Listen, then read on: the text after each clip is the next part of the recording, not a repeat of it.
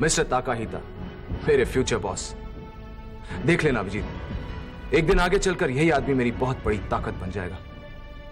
और उसके बाद एक करण तो क्या, उसके जैसे सैकड़ों जलीलों का सामना मैं अकेले कर लूंगा। बस ऋषभ, अब तुम्हारी जीत का दौर शुरू हो चुका, सोच लो। I know it Abhijeet. आज जिंदगी में पहली बार मुझे इस मुहावरे का मतलब मालूम हुआ है। जब ऊपर वाला देता है तो छप्पर फाड़ कर देता है। तुम्हारी सहेली की परछाई मेरे कब्जे में है, वो कहीं भी जाकर छिपे उसका सुराग तो मुझे मिल जाएगा, और मेरे पास आने में वो जितना ज्यादा वक्त लगाएगी उसकी तकलीफें भी उतनी ज्यादा बढ़ती जाएंगी। और वैसे भी उसकी तकलीफों का खाता काफी लंबा चौड़ा है, क्यों वो अपने सर पर इतना बोझ उठाना चाहती है? मकसद ये है कि नीतू को आप केस के लिए इस तरह से तैयार करें कि वो कोर्ट में खड़ी ना हो पाए। उसको जहनी तौर पे आप इतना कमजोर कर दें कि वो खुद सजा की तलबदार हो जाए, और जब कोर्ट उसे सजा देगी तो ये महीन मल्होत्रा पर हमारा सबसे बड़ा वार होगा, टूट जाएंगे। राजीव, मुझे इन सब बातों की जरूरत महसूस नहीं होती। तुम होंगे किसी काम में बिजी, मैं भी काफी बिजी थी। और वैसे भी हमने कोई एग्रीमेंट तो साइन नहीं किया था कि हम रोज बात करेंगे या फिर रोज मिलेंगे या फिर बात करने पर खुशी जाहिर करेंगे। तुम आखिर कहना क्या चाहती हो? मैं जो कहना चाहती हूँ ना, वो साफ लफ्जों में कहती हूँ। जो मैंने अभी कहा वही कहना चाहती हूँ। मैं एक बार तुम्हारे गले मिल सकती हूँ, क्योंकि आज तक मुझे किसी मल्टीनेशनल फर्म के मैनेजिंग डायरेक्टर से गले मिलने का मौका ही नहीं मिला। आई प्रॉमिस मैं तुम्हारे गले नहीं पड़ूंगी। मैं तुमसे नीतू के केस के सिलसिले में बात कर रही हूँ। तू हमारी बेटी है, मैं उसके लिए कभी गलत तो नहीं सोच सकती ना? हाँ?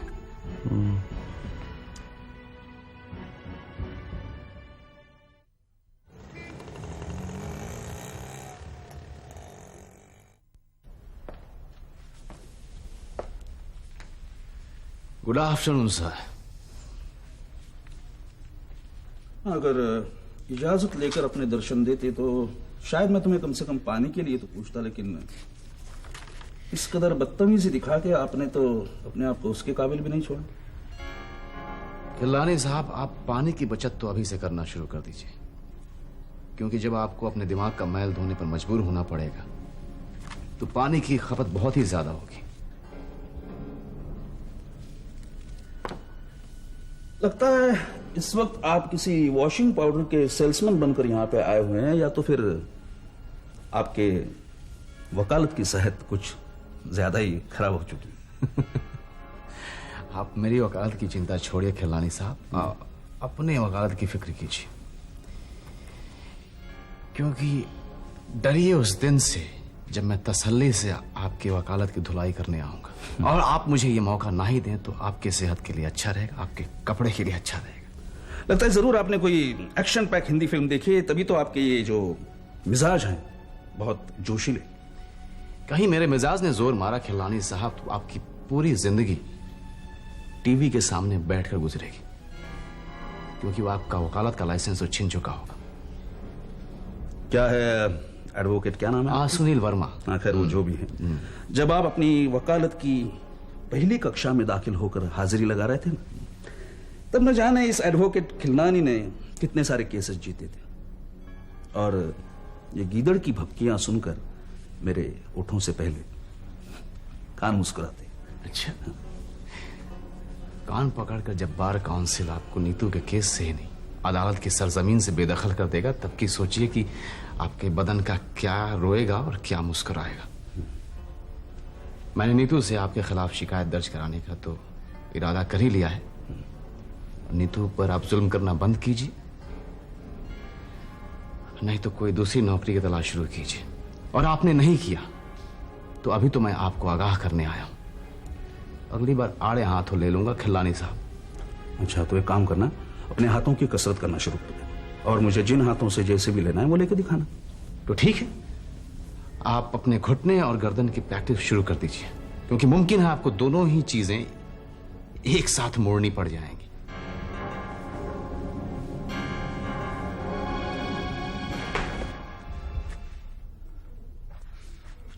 अरे देविका, ये इतना सामान वगैरह लेकर कहाँ जा रही हो तुम? ताऊ जी, मैं रहने आई हूँ यहाँ आपके पास। नहीं नहीं नहीं, बिल्कुल नहीं। मैं वो मुझ पर हो देविका, समझती क्यों नहीं हो तुम? ताऊ जी, आपके अलावा मेरा इस दुनिया में और है ही कौन। आप सही कह रहे थे, मैं उन तीनों करण, त्यागी और लेनिन की हिट लिस्ट में आ गई हूं। आप ही मेरा कवच बन सकते हैं। आप ही एक मर्द है जो अब मेरी जिंदगी में है। आपके मुख पर तेज, ललाट माथा, अंदर से इतना पौरुष झलकता है। मैं आपके साथ इतना सुरक्षित महसूस करती हूँ ताऊ जी। लेकिन नहीं, तुम यहाँ नहीं रह सकती। मैं अपने गले में किसी की जिम्मेदारी नहीं डाल सकता। देविका, तुम समझती क्यों नहीं? देखो, मैं समझती हूँ ताऊ जी, मैं समझती हूँ। आपके मुंह पे डर, झुका हुआ माथा, लड़खड़ाती जुबान, हाथ पैर कांपते हुए, एक ही मिनट में आपके अंदर का सारा पौरुष उड़ गया। देखो देविका, तुम कुछ ज्यादा ही बोल गई हो। आपकी घबराहट भी तो कब से सहती आ रही हूँ। आप तो चूहों से भी बदतर हैं। कम से कम वो जब कश्ती डूबती है तो छलांग मारते हैं। हमारी कश्ती को तो एक हिचकोला लगा और आपने पानी में छलांग मार दी। देखो, तुमको जो भी बोलना है बोलो, लेकिन तुम यहाँ रह नहीं सकती हो। मैं यहाँ रहने आई ही नहीं थी। मैं आपको सिर्फ इतना बताने आई हूँ कि मैं शहर छोड़ के जा रही हूँ। तो साफ साफ क्यों नहीं कहती कि तुमने मेरी सलाह मान ली है? जहां तक मुझे आपका तजुर्बा है तो आप किसी बड़े युद्ध में शामिल होने के लायक ही नहीं हैं। तलवार उठाने का दम आप में है नहीं, और आप मेरी फौज में भर्ती होना चाहते थे। कहीं आपकी सोबत मुझे कमजोर ना बना दे, इसीलिए मैं शहर छोड़ के जा रही हूँ। कहाँ जा रही हो तुम? चल पड़ी हूँ, चलते चलते मंजिल भी मिल जाएगी। तुमने मंजिल तय नहीं की या बताना नहीं चाहती हो? मैंने मंजिल तय की भी होती तो आपको तो नहीं बताती। आपको तो कोई घूर भर ले तो आप सब कुछ उगल देंगे। मैं जा रही हूं। हाँ, the real reason why I came here. आपने अगर गलती से भी किसी को मेरे बारे में बता दिया तो लौटते ही मैं सबसे पहले आपको खत्म कर दूंगी। ताऊ जी, आप अपने और मेरे बारे में किसी से जिक्र मत कीजिएगा।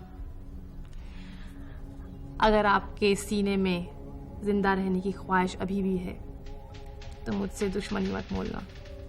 रक्षंदा प्लीज, इस भंवर से निकल जाओ। वही बातें, वही खौफ। मैं बहुत कोशिश कर रही हूँ पूजा, लेकिन ये खौफ, ये डर मेरे जहन में बस गया है। ना मैं कुछ सोच पाती हूँ ना कर पाती हूँ। देखो रक्षंदा, वो आदमी जो तुम्हारा पति हुआ करता था वो इतना खतरनाक नहीं है जितना तुम्हें लगता था। तब तुम अकेली थी, बेसहारा थी, इसीलिए तुम्हारा खौफ बढ़ता गया। नहीं पूजा, मैंने उस आदमी के साथ अपनी जिंदगी का एक हिस्सा गुजारा है। उसे मुझसे बेहतर और कोई नहीं जानता। रक्षंदा, इस बार हम सब तुम्हारे साथ हैं, इसीलिए वो तुम्हें कुछ करने की जुर्रत नहीं करेगा। पूजा, तुम्हें उसकी जुर्रत का कोई अंदाजा नहीं।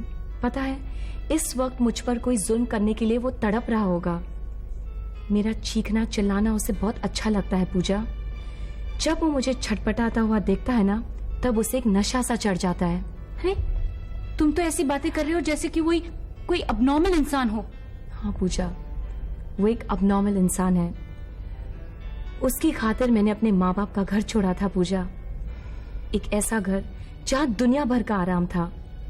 उसकी खातिर मैंने अपने आप को गरीबी में ढकेला था। पूजा, शादी का फैसला मेरी जिंदगी का पहला फैसला था, और वो गलत फैसला नहीं, सरासर गलत फैसला था। सच बताओ पूजा, तुम्हें ऐसा तो नहीं लगता कि तुम्हारे घर पर रहकर मैं दोबारा कोई गलती कर रही हूँ? क्यों? पूजा, अगर तुम्हें कुछ हो जाए तो मैं अपने आप को कभी नहीं माफ कर पाऊंगी। मुझे क्या होगा? पूजा, वो तुम्हें भी नुकसान पहुंचाने की कोशिश करेगा। मुझे कुछ नहीं होगा। पूजा, तुम नहीं जानती, जब उसके सर पर हैवान सवार होता है ना, तब उसे खुद नहीं पता होता कि वो क्या कर रहा है। अच्छा, मैं इस प्रॉब्लम को अभी खत्म कर देती हूँ। तुम क्या करने जा रही हो पूजा? पुलिस में कंप्लेन करूंगी। प्लीज पूजा, पुलिस में कंप्लेन मत करना। तो फिर करण से इस बारे में बात करोगी? पूजा, ये बात बताकर मैं करण को खोना नहीं चाहती। मैं करण से बहुत प्यार करती हूँ पूजा। कभी ना कभी तो बात करनी पड़ेगी ना। हाँ पूजा, वक्त आने पर मैं करण को सब कुछ बता दूंगी, लेकिन अभी नहीं। Come in.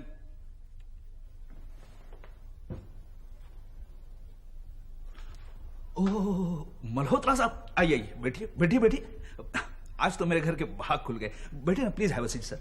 बेकार की बातें बंद करो, मैं यहां काम की बात करने आया हूं। लेकिन आपने आने की जहमत क्यों की? मुझे हुक्म दिया होता मैं खुद हाजिर हो जाता। आपको आने की जरूरत क्या थी? जबकि कमाल की बात है, तुम मेरी बेटी का केस लड़ रहे हो और मुझसे पूछ रहे हो कि मुझे यहां आने की क्या जरूरत है।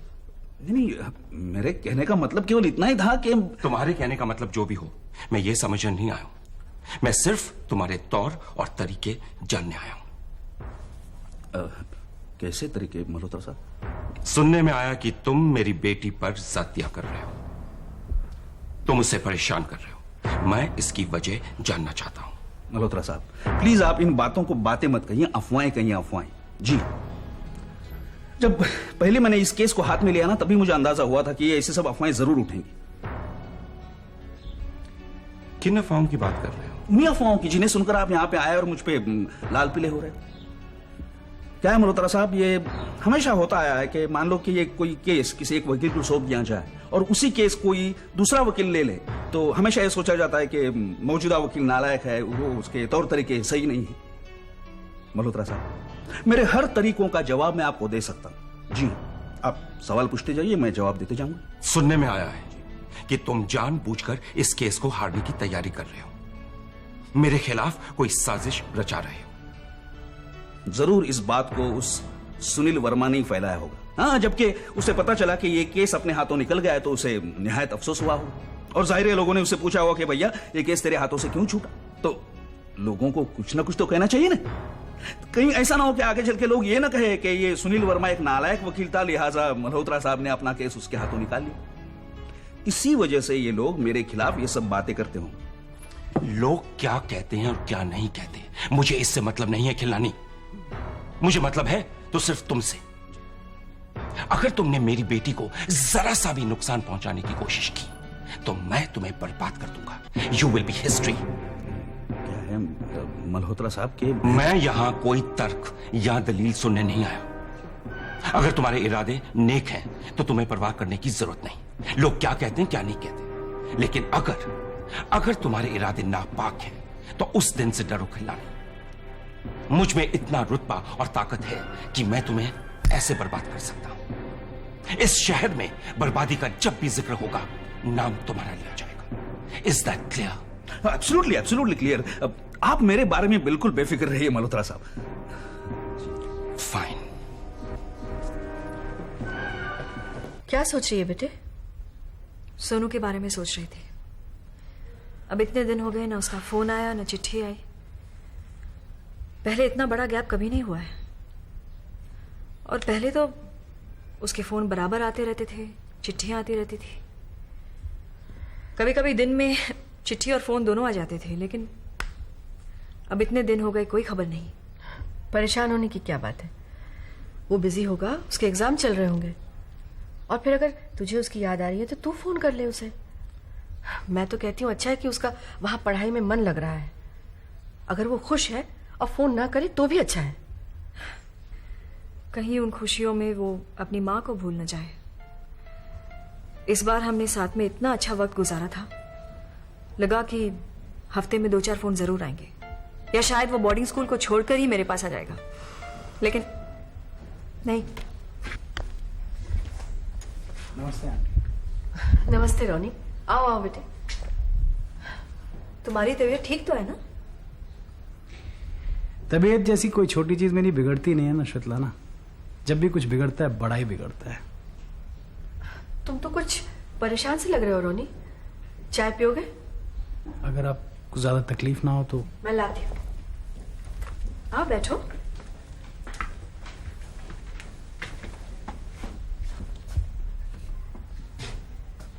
क्या हुआ? इतने बुझे बुझे से क्यों लग रहे हो? जब आदमी बुझा हुआ हो तो बुझा ही लगेगा ना। ऐसी मायूसी की बातें क्यों कर रहे हो? जब कोई अच्छी बात नहीं होती ना कहने को स्वेतलाना, तो आदमी मायूसी की बातें करता है। सोनू की याद आ रही है? सोनू के लिए जितने आंसू बहाने थे मैं बहा चुका। अब याद आए ना आए कोई फर्क नहीं पड़ता। उसका फोन आया? आया था कुछ दिन पहले, लेकिन लगता है कि अब उसके इम्तिहान शुरू हो गए हैं और वो उनमें मसरूफ हो गया है। रॉनी, तुम जरूर मुझसे कुछ छुपा रहे हो। लग रहा है तुम्हारे दिल में कोई फांस अटकी हुई है। यही सब कुछ बताने तो मैं तुम्हें आया था स्वेतलाना। थैंक यू मामी।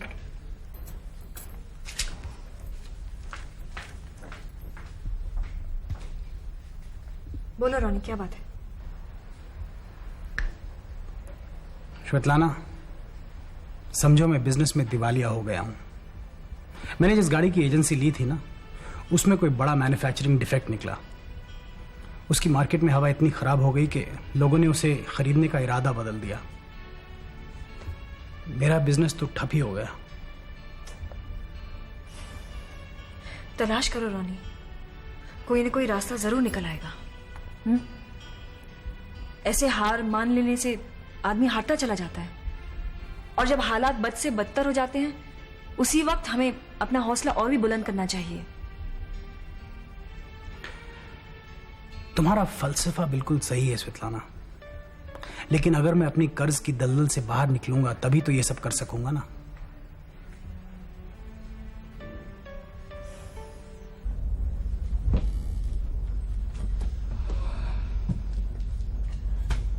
जी, मुझे एकनाथ कहते हैं। और जिसे आप इस घर में मेधा कहते हो वो इस वक्त घर पे नहीं है। इस घर में रूबी नाम की मेरी एक दोस्त हुआ करती थी। उस दोस्ती से नाम याद आया या नाम से वो दोस्ती याद आई? याद तो खैर मुझे बहुत कुछ आया, जैसे वो कॉफी बहुत अच्छा बनाती थी, और अगर आज मुझे यहाँ इस दरवाजे के पास खड़े रहकर भी वो कॉफी पीनी पड़े तो मुझे कोई एतराज नहीं होगा। इस घर ने तुम्हें कभी अंदर आने से मना किया है एकनाथ? आइए, अंदर आइए। अगर आप न चाहें तो भी मैं अंदर आऊंगा, क्योंकि आज मैं आपके हाथ की कॉफी पीने का इरादा बनाकर आया था। दीदी के दोस्तों की इतनी तो मेहमान नवाजी मैं कर सकती हूँ, लेकिन एक बात कह दूं कि अगर कॉफी के बहाने आप दीदी का इंतजार करना चाहते हो तो आप अपना टाइम वेस्ट कर रहे हो। अगर मैं ये कहूं कि मैं आज यहाँ सिर्फ तुमसे मिलने आया हूं तो? मैं यकीन नहीं करूंगी। रूबी, तुम अच्छी तरह से जानती हो कि मैं कभी झूठ नहीं बोलता, और उससे ज्यादा भी कुछ और जानती हूं मैं, जैसे यकीन पर दोबारा यकीन करने की गलती मैं दोहराऊंगी नहीं।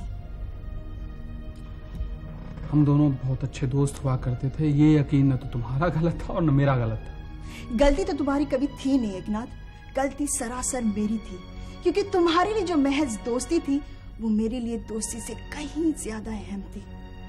उस गलती की सजा मैं भुगत चुकी हूँ। वो गलती, वो सजा, वो दुख, वो दर्द जैसे कल नहीं आज की बातें हैं। वक्त की मरहम बेअसर रही, लेकिन इस दौरान वो दर्द मैं चुपचाप सहना सीख गई हूँ। रूबी, वो आंसू, वो दर्द, वो सब बेमतलब हो गए क्योंकि हालात बदल चुके हैं। कैसी किस्मत है मेरी एकनाथ, है ना? मेरा दर्द तुम्हारे लिए बेमतलब रहा, मेरी खुशियां तुम्हारे लिए बेमतलब रही। देखा जाए तो तुम्हारे लिए मैं कभी मतलब की तो थी नहीं। कभी मतलब की थी ही नहीं है? ये बात तुम अपने दिल पर हाथ रखकर दोबारा कहो। तुम्हारा दिल रखने के लिए अगर मुझे झूठ बोलना पड़े तो क्या फायदा एकनाथ? तुम्हारा दिल सलामत रखने के लिए मैंने क्या नहीं किया? मैं जब अपने घर से चला था ना तो इस आशा के साथ चला था, इस उम्मीद के साथ चला था कि अपने एक बहुत पुराने अजीज दोस्त से मिलने जा रहा हूँ, जो मुझे देखते ही पूछेगा कि कहो एकनाथ कैसे हो, कहाँ थे, खुश थे या क्या परेशानियां थी तुम्हें। खैर मुझे लगता है मैं गलत जगह आ गया हूँ।